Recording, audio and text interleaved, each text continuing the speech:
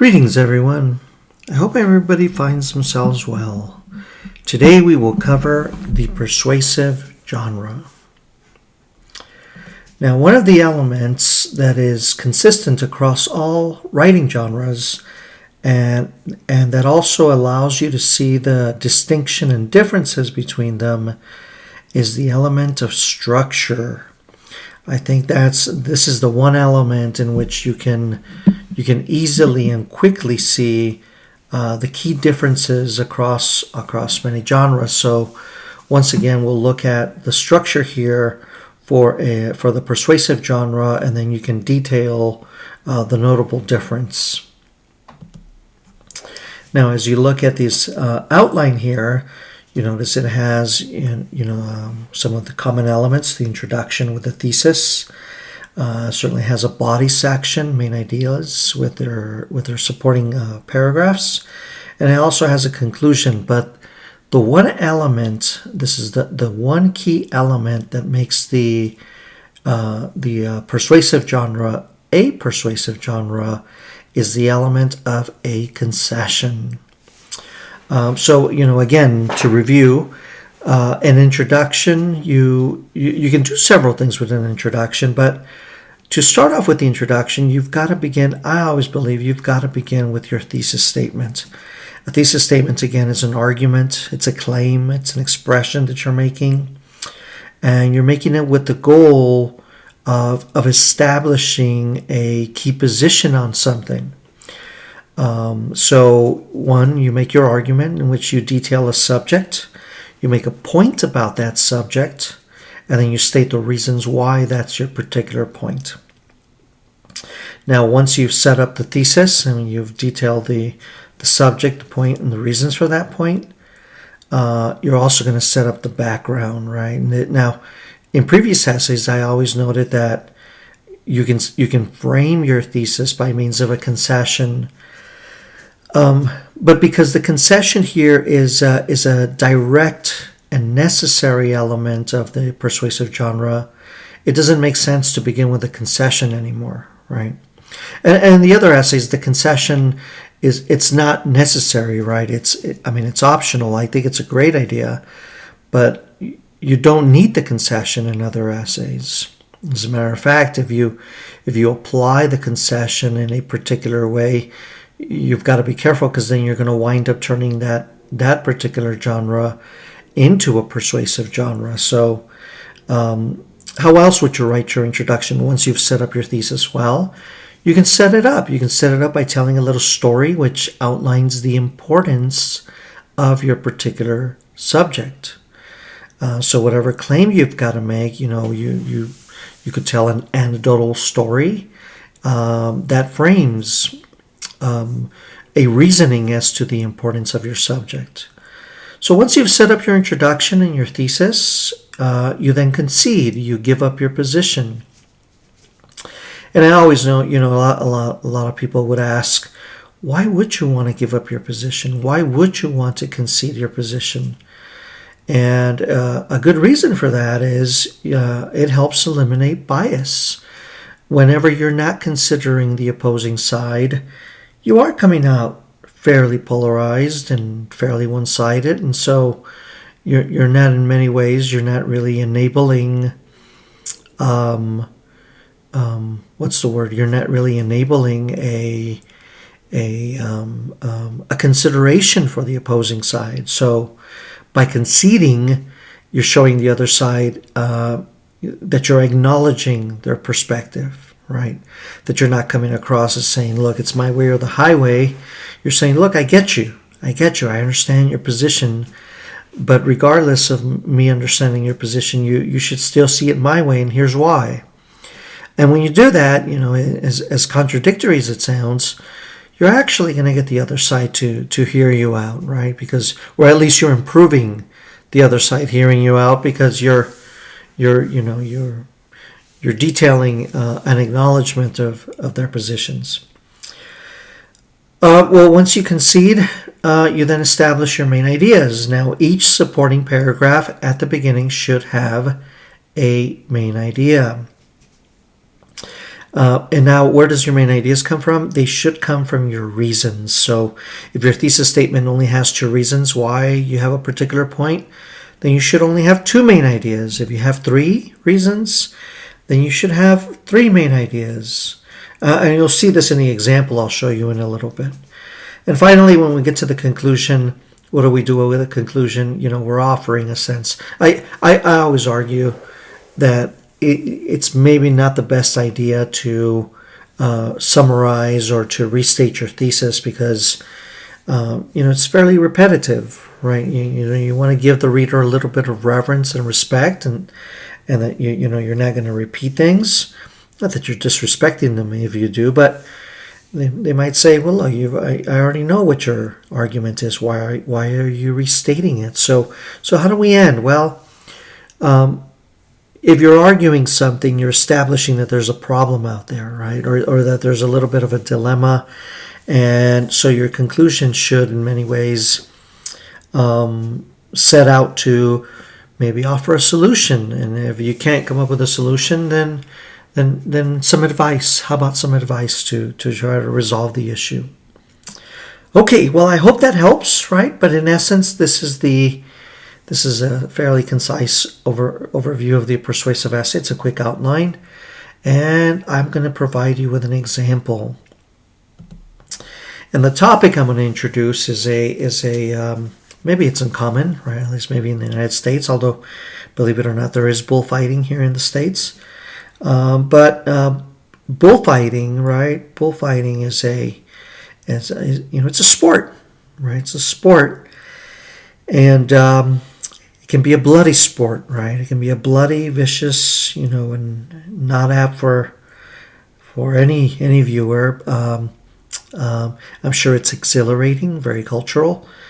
But so this is what the essay is going to be about, right? It's an essay on bullfighting, and so let's take a look. Let's see how this is argued. I'm actually going to argue very much against bullfighting. So the beginning, again, it's an introduction, and the key aspect in the introduction is indeed your thesis statement. So let's begin. Let's take a look. So here's the thesis I'm going to address. Bullfighting as a sport or recreational act, even if cultural and traditional, should be banned and deemed illegal on the grounds of animal cruelty, the constant disregard of a living entity's death, and the desensitization and numbing of violent acts, in essence diluting our ethical principles with regards to life. So there's the thesis. Now, I don't recommend positioning the thesis as your first sentence, right? You kind of want to lead into it. I actually recommend putting the thesis at the very end of your introduction. Now, it doesn't have to be, but I think it's a pretty efficient and fluent way of guiding the reader into your essay. It's the last thought in your introduction as the reader's reading your introduction. So I'm going to position it there at the end, but I have to frame it, right? I've got to set it up. So I'm going to set it up here with a kind of, a pseudo-story overview. And let's take a look. Here's the framing of the thesis statement. In many countries, particularly those of Latin America and some of Eurocentric origins, it is not uncommon to witness the eccentricity, excitement, and recreational interplay of families collaborating, socializing, and in a sense celebrating and rejoicing of life within the spheres of that fabled circle known as the bullring. It is via this circle that many individuals cultivate a tradition of joy, happiness, and social enterprise upon the witnessing of creatures that by all descriptive tokens may be regarded as fairly harmless, adorn the ring, and be acknowledged as a protagonist, albeit in that villainous sense. Are these cultural acts and traditions free of ethical judgment? They are, after all, a tradition which can be traced back thousands of years. So who is one to undo the veritable practices of such cultural acts? As a response to this question, it may be necessarily argued that the act of bullfighting as a sport or recreational act, even if cultural and traditional, should be banned and deemed illegal on the grounds of animal cruelty, the constant disregard of a living entity's death, and the desensitization of violent acts, in essence diluting our ethical principles with regards to life. Okay, so what did I do? How did I frame the thesis, right? So I positioned the importance of it, right? Why is this a subject that we shouldn't just readily dismiss, right? It's something that's pretty big in Latin America and in Spain, some Eurocentric countries. Portugal's another one that's pretty big on the bullfighting. And point out how it's such a big cultural act, that given on any given Sunday, people truly enjoy going over to the bull ring and witnessing such an encounter, right? The essence of many poor bulls who are exploited and in essence murdered there amidst the masses.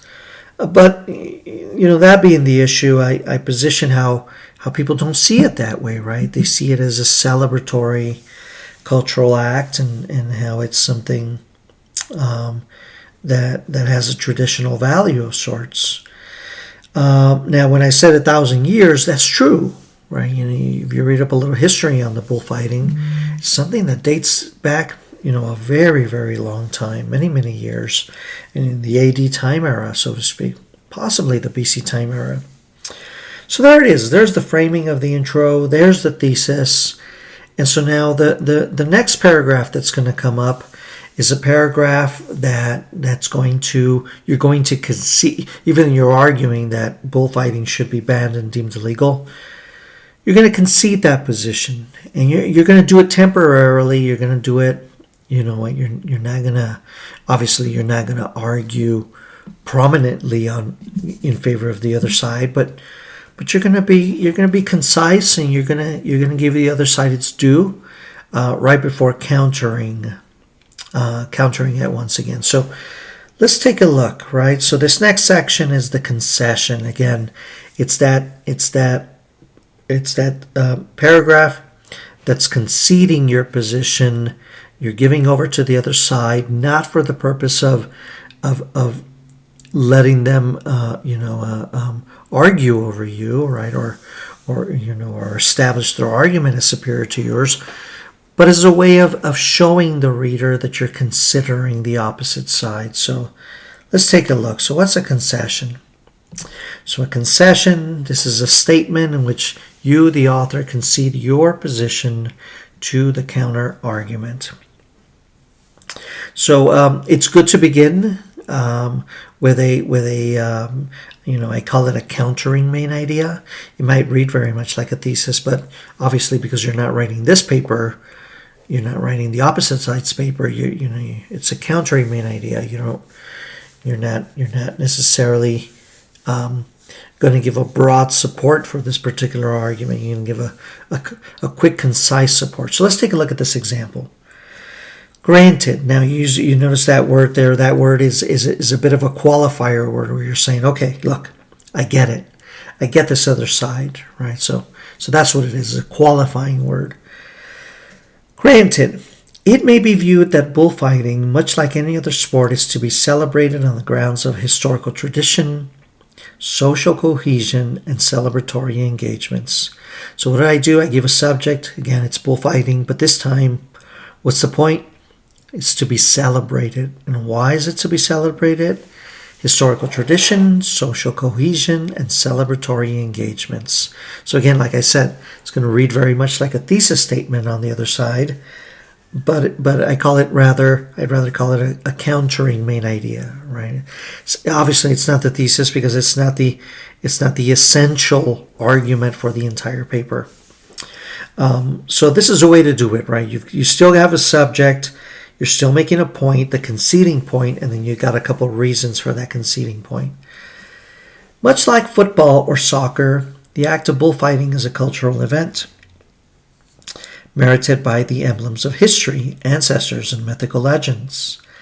It is a practice that, in a sense, for many communities defines a way of life. So you notice there that's addressing the historical tradition aspect, right? In addition, it is an act in which friends, families, and unbeknownst acquaintances come to agree, unite, and urge their favorite matadors onward as they face that fabled fury. Much like Babe Ruth, Pelé, or Mia Hamm, these matadors are that image on coffee mugs, t-shirts, magazines, and posters that adorn the walls of humble and aristocratic homes alike. It is, in essence, an act of unity. So there, it's addressing the issue of social cohesion. All right, so now that last point, celebratory engagements. In the end, it is ultimately much like a holiday, which in many communities, such holidays are non-existent, and thus their only cultural motivator in life. Does it make sense to strip entire communities away from these essential ways of life? Is the life of a bull worth hundreds of years in which the passage of life has been carved and molded? Notice there at the end, I'm addressing the how this is an event that is much like a celebration, right? It's almost like a holiday, so to speak. So there it is, right? It's as persuasive as it sounds. It's that position. It's this position that I'm going to counter. And if I can't counter this, then maybe I'm making the wrong argument. So sometimes a concession also is not a bad. It's not a bad paragraph in which it keeps you, the author who's arguing, in favor or against a particular point of view. It keeps you in check. It tells you, okay, look, here's what I'm challenging. Am I able to do so? Right. So I've got my work cut out for me, right? But if I can't do it, then maybe indeed I'm arguing something. Maybe I'm arguing on the wrong side, right? Wrong side of the fence. Okay. So now after the concession, this next paragraph's optional, right? It's what I call a transitional paragraph. Now, this transitional paragraph is something that you can apply as a quick flip onto your supporting paragraphs, or this next paragraph. You can opt to leave it out altogether. It's up to you. This paragraph, I call it transitional paragraph, right? So this is that paragraph that's going to shift onto your support. So how do you go from the concession onto your supporting paragraphs? Sometimes it's just very organic and natural, and you can just easily switch from your concession to your to your supporting paragraphs. But if not, if you need like a little couple of words there to transition over, then this is what this is, right? So let's take a look. Again, this is a transitional paragraph. It's a paragraph that's transitioning over onto your support. And this is what it says. Undoubtedly, there's another qualifying word, right? Undoubtedly, the gleams and glories of bullfighting are evident. However, the human entity is the most civil, rational, and presupposedly ethical of all entities, can surely see that such an act marks and deems us as questionable beings. Can we not overcome the materialistic seductions of a sport in benefit of promoting the most valuable element of all, life itself? So you notice this paragraph, what it does, right? It takes that essence of social cohesion, of celebratory engagements, of history. It takes all of that and says, okay, look, I get it, I see that, but can we get past that and look at the most important element of all, and that's the essence of element of life itself. Okay. So now we're going to switch over to our supporting paragraphs. And these are the ones in which I need to take a main idea at the beginning of each supporting paragraph. Now, if you recall the thesis, right, that bullfighting should be banned and deemed illegal. And what was that first main idea? So that first main idea is going to be, so you notice I have the series of main ideas, right, the series of reasons. Each of those reasons is going to become a main idea. So that very first main idea was that of animal cruelty. And so here's the main idea. This is the sentence that goes atop each supporting paragraph. Bullfighting, stripped of all its glamour and decor, is nothing more than an act of callous animal cruelty. So there's the reason, right? There's the point. There's the subject again, bullfighting, and there's the reason. Now, now I'm turning that reason into a point in order to make it a main idea. Bullfighting is animal cruelty. That's it. I don't need to state the reasons because that's what my supporting paragraph is going to do. I'm just redressing my thesis. When the first of the reasons in my thesis, I'm positioning it as a main idea. So bullfighting, stripped of all its glamour and decor, is nothing more than an act of callous animal cruelty. So here we go. All across Mexico, perhaps every weekend in some humble agrarian town, fellow farmers exchange jovial conversations relating a daughter's quinceañera or a son's baptism, and they do so over the bloody dance of two roosters, lingering for dear life as their limbs hang in the balance, as their eyesight becomes muddled amidst the urges of the masses. What is the purpose of farm animals and livestock if not for consumption? At the end of each match, these once noble creatures are simply thrown into a trash bin or further pinned to a wall, where some teenage boy lances darts at the bird that once exhibited a magnificent morning chorus. The act of bullfighting is no different. Although we do eat the meat, the manner in which it enters our supermarkets is perhaps under the premises of acts of non-cruelty. Maybe, and perhaps this is too idealistic, right? Maybe it is something too idealistic. Whatever the issue, bulls are living entities, and just because we deem ourselves to be the superior species, does that give us the right to impose our bloody will onto these creatures, which, if given the chance, may also be deemed glorious? So there it is, right? I stated at the top my main idea. Now that is part of the paragraph, right? And then I give the support. I give an example, and I kind of paralleled bullfighting to that of what they call in Mexico palenques, right? Rooster fights. So outlining, right, the essence of what we call animal cruelty. All right, so now after you've established your first main idea and given you an example, you reiterate your second reason in your thesis, and you go ahead and you establish your second main idea with an example. So this is what this next paragraph is. And the second subject, the second reason in your thesis statement is the irrelevance of living entities' death, right? Of the irrelevance of a living entity's death. So here's the main idea. The death of a bull is rarely regarded as one of importance, thus promoting the omission of life without relevance or consideration. When one establishes a relationship with a pet, be it a canine, a feline, or other like-minded domestic creatures, one attunes themselves to their company, relevance, and importance to one's life. Their loss when their life has reached an end or shortened by an unfortunate detail, perhaps illness, then becomes meaningful and impactful. Bulls, on the other hand, are much like indigenous orphan creatures. They are not particularly harmful, and much like any animal that is threatened, only reacts to the conditioning features one provokes them with. Yet they are vital and necessary for breeding, including the continuous production within the beef and dairy industry. Quite ironically, they are essential for the production of life, both literally and towards those elements, nourishment, that promote the constituencies of life. I note this as ironic because bullfighting seems to disregard their contributions.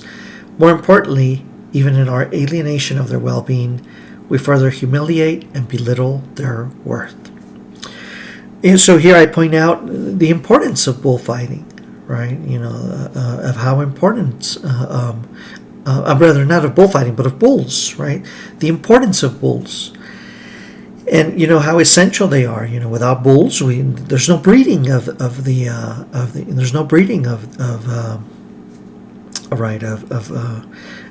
meat industry, right? The cows, right? There's no we don't broaden our cows, and and it affects the dairy industry, the meat industry, and how many industries come about because of this breeding opportunity. And so, what do we do with these poor creatures? We further exploit them and further diminish their worth, so to speak. So it does. I mean, it's an irrelevance, right? We deem them as irrelevant creatures, and it goes hand in hand and in line a little bit with that idea of animal cruelty, so to speak. Okay. All right. So after that paragraph, we now have our third paragraph. Right now, we have our third supporting paragraph.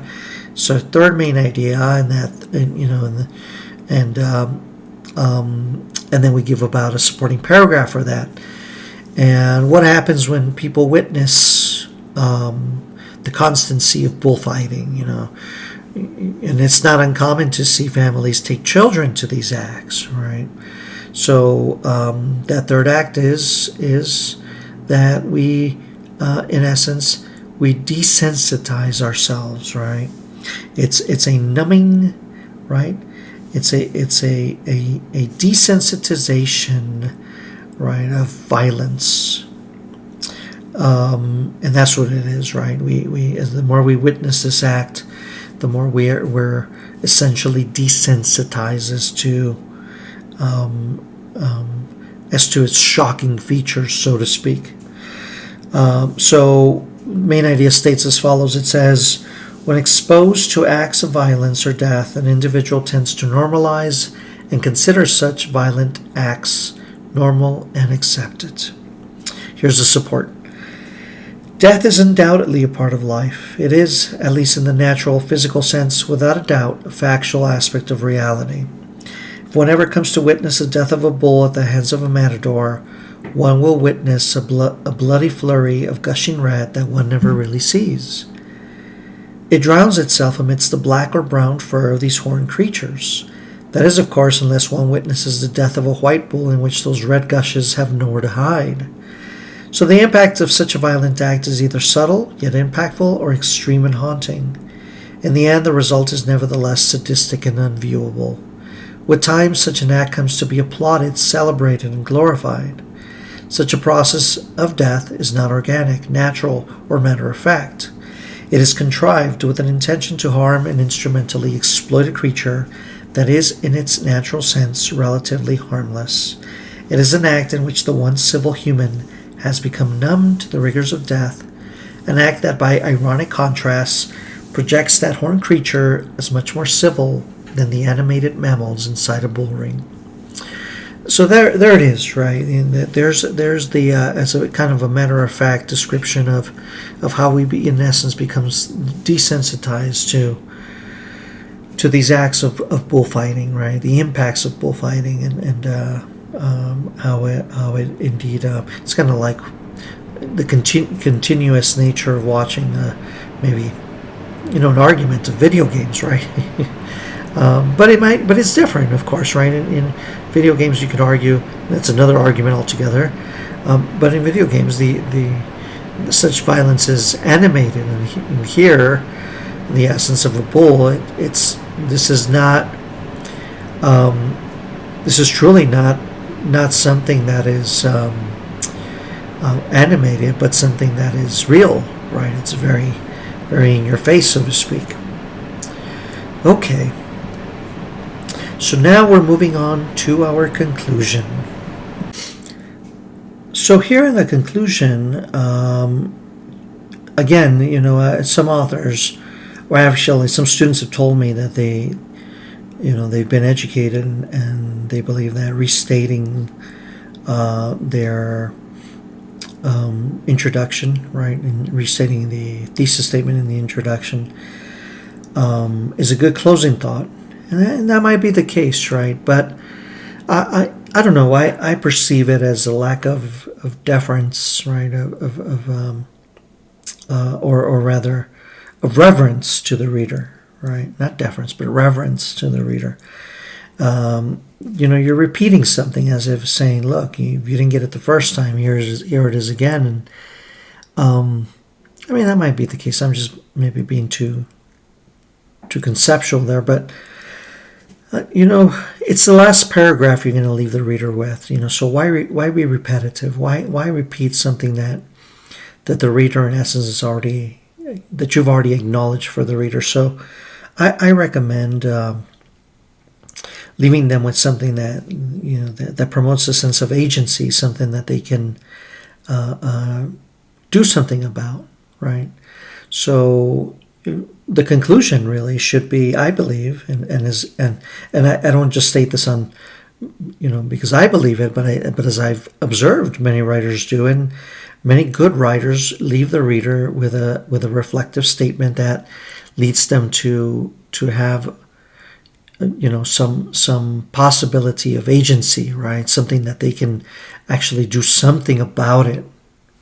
So for your conclusion, if you can offer a solution, that'd be fantastic. But I know solutions sometimes are hard to come by.